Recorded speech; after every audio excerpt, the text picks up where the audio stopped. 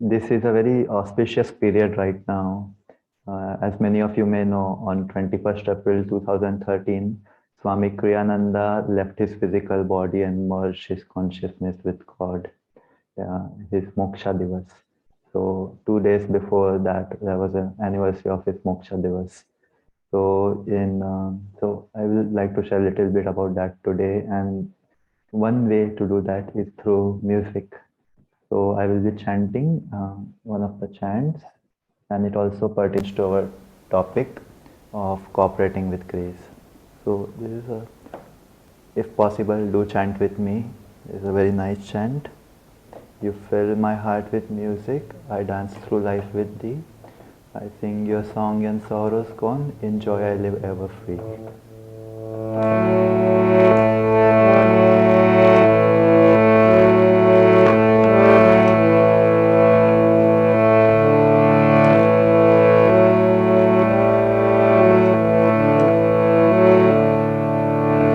You fill my heart with music.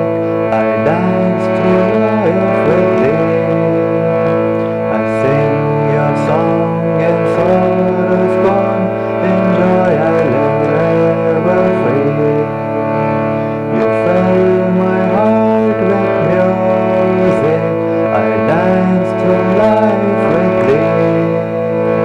I sing your song and sorrows gone. In joy I live ever free. I sing your song and sorrows gone. In joy I live ever free. You fill my heart with music. I dance through life with thee. I sing your song and sorrows gone. In joy I live ever free. You fill my heart with music. I dance through life with thee. I sing your song and sorrows gone. In joy I live ever free. I sing your song and sorrows gone. In joy I live ever free. You fill my heart with music. I dance through life with thee. I sing your song and sorrows gone. In joy I live ever free. I sing your song and sorrows gone. In joy I live ever free.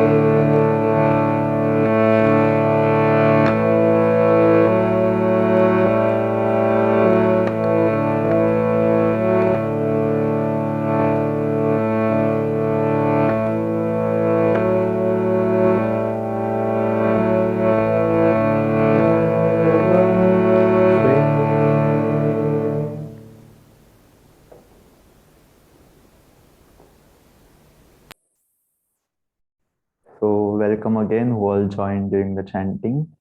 So as I was saying, Swami Kriyananda's Moksha Divas uh, celebration, or you can say occasion, was a few days back. And these are really blessed days and periods of time, because when such a great soul leaves their body, they leave it blessing the whole world with a wave of grace. And many people throughout the world, even they didn't knew about Swami Kriyananda, received that blessing when he left his body. I myself at the time didn't knew about Swamiji in 2013, but the few days around which he left his body was the time when I bought the autobiography of a yogi and started reading it. And the shop from which I bought it was named Guru Kripa. So it's all connected in a way. We don't see the signs, but it's always there.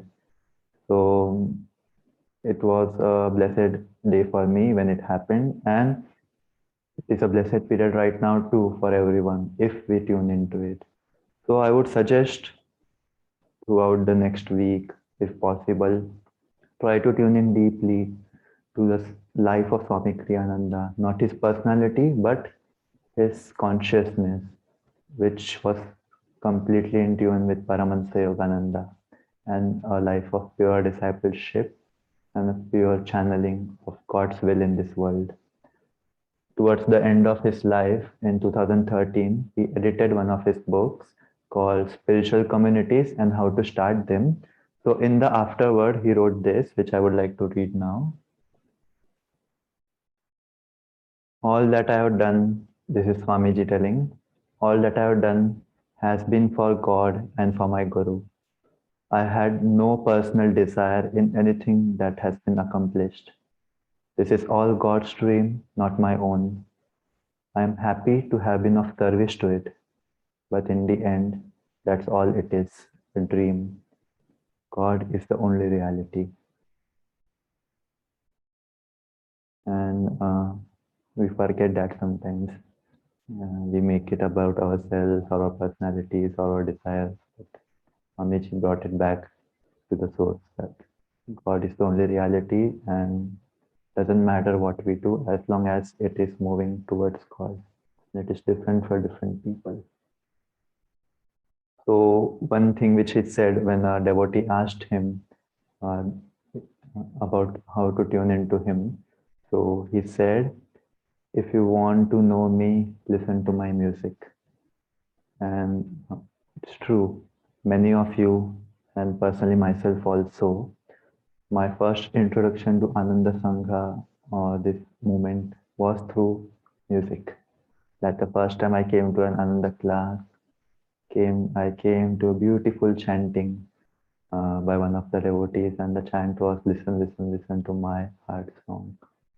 And it was a very beautiful chant and a very beautiful way of chanting, and it gives you the recognition that this is your home, this is your path, and so try to tune into the music if already not doing. I think many of you are doing, but it's one of the things which keeps the consciousness of Ananda so pure with divine joy.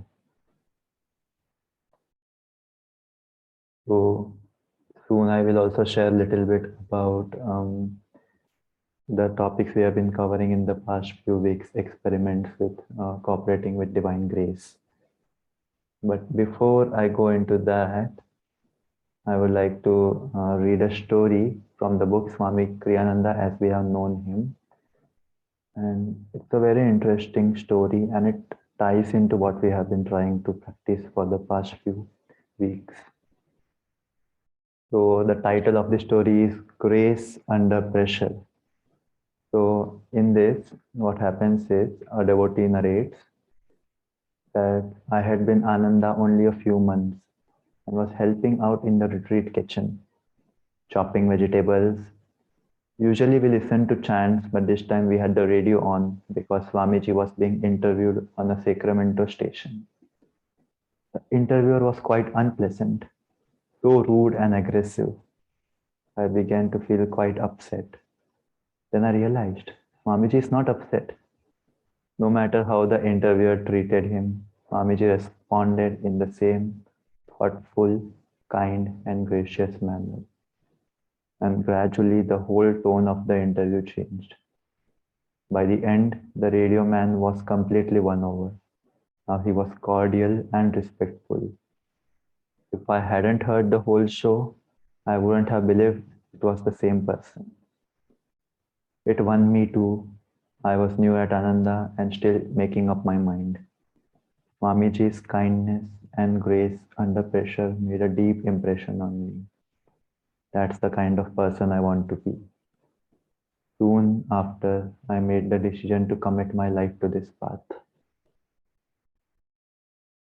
So this was just a devotee narrating how they were influenced by Swamiji, just listening to his voice on the radio.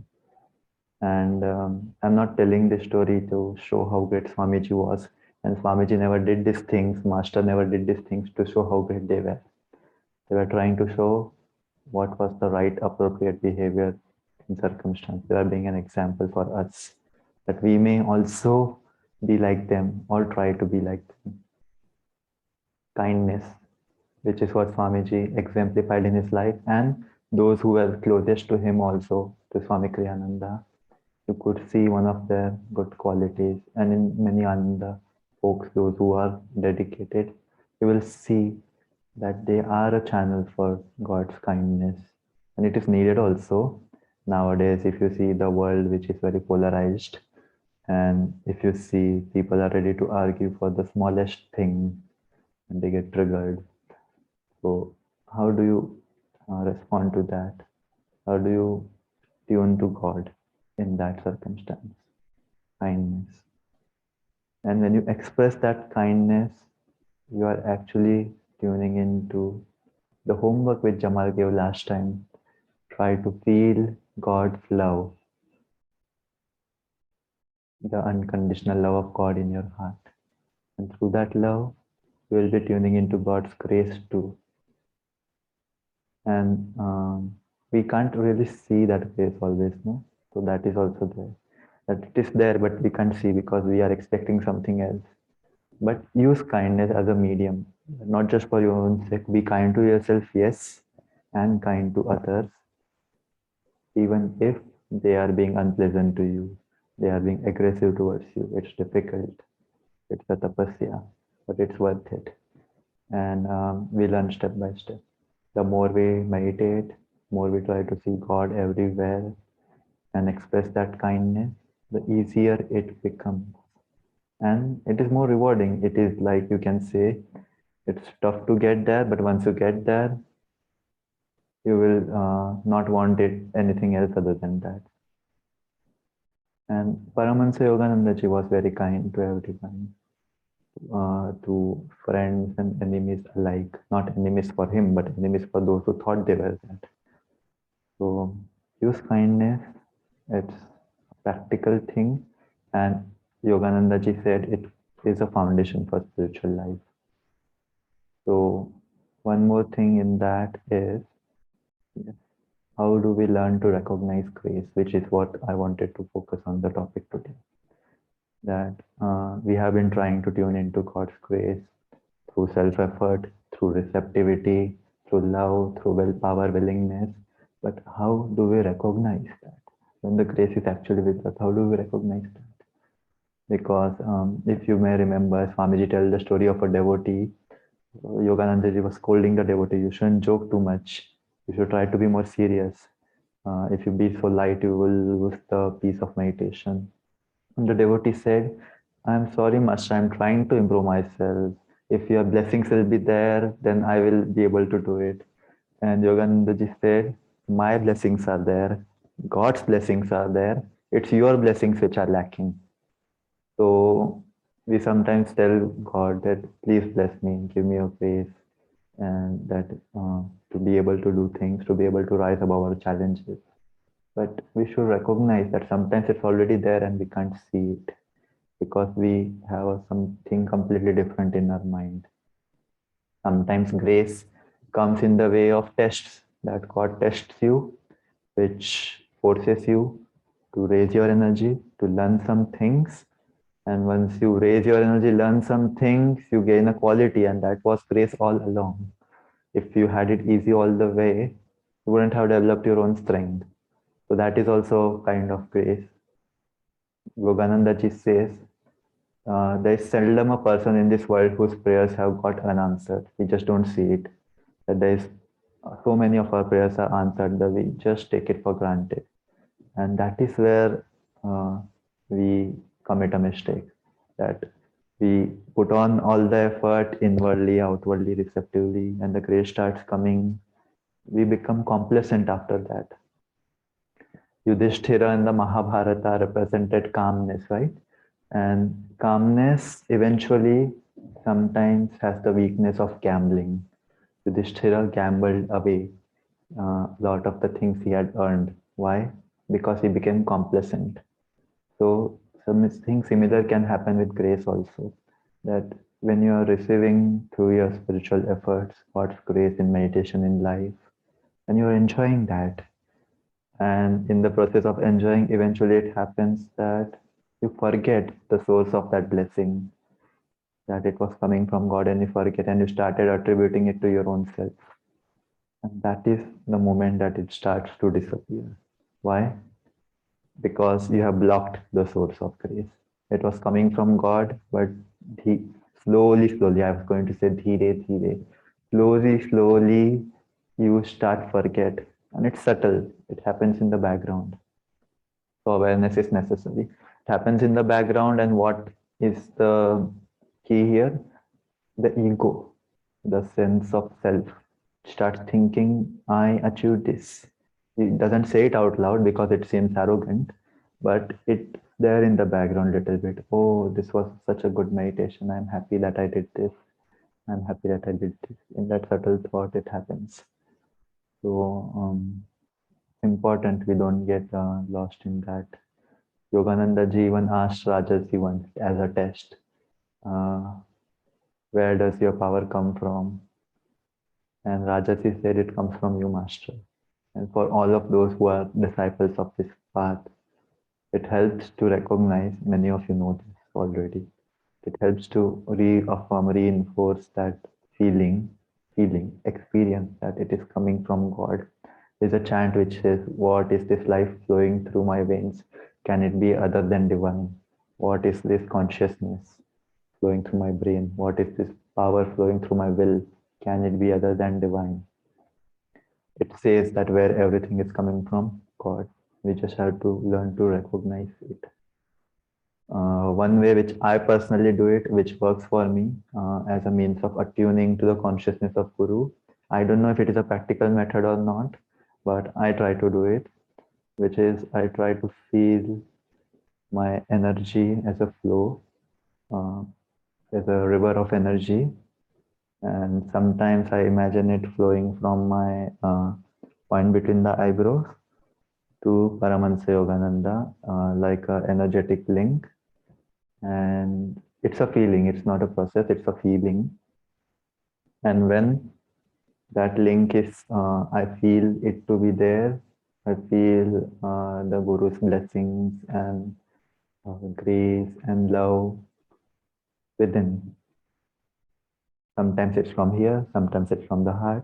But when I try to consciously do that, okay, this is not automatic, this is not passive, it won't happen if you don't try it.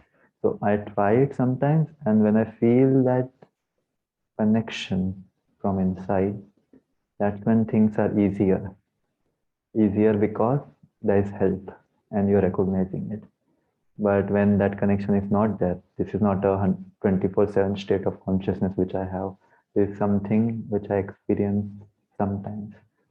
So when I try to do that, it helps me. And that is my effort to have it 24/7. Swamiji Kriyananda ji says about Sukhdeva, no? That all time is wasted, which is not used to try to find God.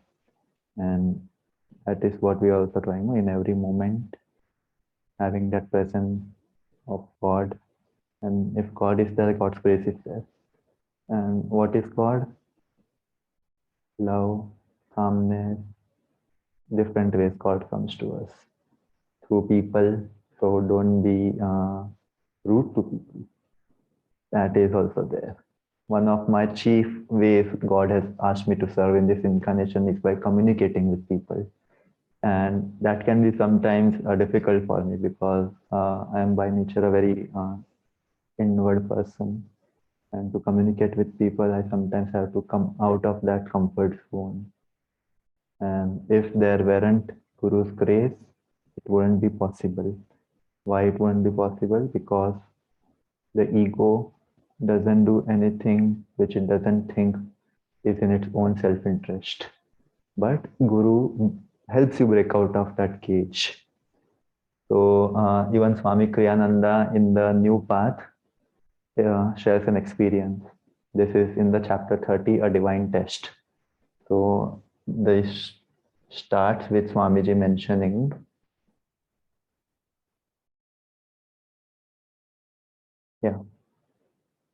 there was this period in Swamiji's spiritual sadhana when he started to make efforts to meditate deeply, to chant, and go deep in his sadhana. And he was a serious yogi. So he naturally started to feel God's peace and joy within, inner freedom. These things he started to feel. And he had a thought in his mind. If that is the only thing I achieve in this life, this inner peace, I will be happy. He said later on that it was a dangerous thought, but he started to think little by little that it was by his efforts alone. This is what he says, and I will read it. It took time for me to realize that I had been grasping at my blessings too eagerly, as though I'd attracted them by my own efforts alone. I had thought of myself as flying by my own strength, forgetting that to soar high, the devotee must allow himself to be lifted on breezes of God's grace.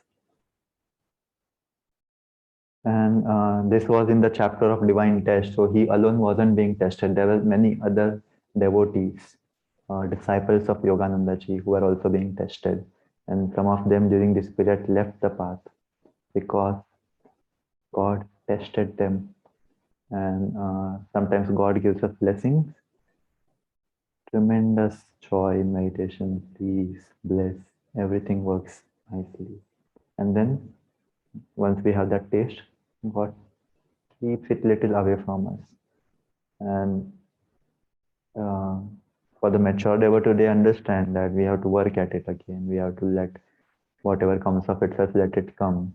But for most newbies, myself included, we think, why? Why did it go away? What did I do wrong? And we try to start trying to see what can I improve? What can I do? Something else. And in that, again, the trap is ego. What can I do again? And so, what I'm trying to say is be aware. Learn to recognize the blessings which are already there and not let ego get in the way. Because once the ego comes, the grace can go away. And that is the subtle distinction. And Swamiji said what helped him through that test was when this test came, he was trying to be with Paramahansa Yogananda ji and edit his Bhagavad Gita interpretations. So he was doing that work, and inwardly he would read it and think. He started having doubts, not in his guru, but in the interpretation of the scriptures. That how can it have one meaning and also have another meaning? And he eventually came out of it, but the way he came out of it, which he said to us was an important lesson, was through unconditional love. That he realized that no matter what, he will always love God in the form of his guru, and that love had no conditions. And with that love, all his doubts disappeared, all his questions were answered, and he came out of that divine test. So try to feel that love within. And how do you feel that love? Now this is little ironic, but Swamiji advises it that if you want to be joyful, be joyful. If you want to be have willingness, be willful. Uh, if you want to be calm, attract calmness, be calm. That whatever you want to achieve, attract, try to start being that in your own self. So if you want to experience divine love, start expressing it in your own life in little ways. And one of the ways which I suggested was kindness. Kindness is a way of showing divine love in activity. That when you're kind with others, you're trying to share God's blessings with others. So this is another technique I would like to suggest.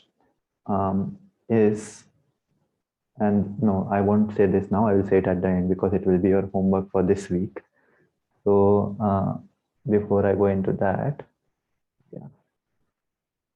So this is what Swamiji says. Prayer and meditation are the best ways to part the curtains of the mind, making it receptive. Prayer and meditation. So also is an attitude of willingness. Embrace whatever duty life places on your shoulders. So he was telling prayer and meditation are one of the best ways to open the curtain of the mind and be receptive to divine grace. Now, this is where I was trying to come in. That how do we start recognizing that grace? Don't just think that you want to receive grace. Imagine or pray that it is already with you and try to share it with others. That when you meditate, you pray, don't just pray for yourself. It is sometimes beneficial, Yogananda ji said, to pray for your own self, for necessary things, but it is even greater to pray for others. So if you want to attract grace, have grace and share grace. And that is helpful. That if you pray and not just like mental prayers, pray with your body, mind, and soul and share that grace with everyone. You don't have to do it outwardly, you can do it inwardly and share it with others. You will start seeing the blessings everywhere and you'll start being grateful, and it becomes abundance consciousness. Abundance of what? Of grace everywhere. Just if you start to see it in a positive light, when we just focus on our own self, the chances the ego will start coming in from the background. Maya is Satan, or Maya doesn't play fair, so it will start slipping in from the background. So share the blessings with others, even though you think there are not blessings, they are there. I myself have learned it the hard way, and I realized that without God's grace, we wouldn't have been able to do anything at all, anything significant at all. And significant in what way? In sharing, in experiencing, and seeing that grace everywhere. So this is your homework. Learn to see the signs of grace in your own life. Try to be very aware. Not necessary the grace will always be beautiful experiences. It can be tests, it can be difficult challenges, and which is forcing you to raise your energy. That can be grace too. The only way to know what is to inwardly, in a loving way, connect with the Guru. So try to learn to recognize the signs in your life and pray for grace for others. When you do that for others, you don't have to worry about it coming in your own life. Since this is an auspicious time, try to tune in deeper to the music which Swamiji brought to this world. It wasn't his music, it was God's music, and he was the channel for that in this world. Thank you everyone. Very good.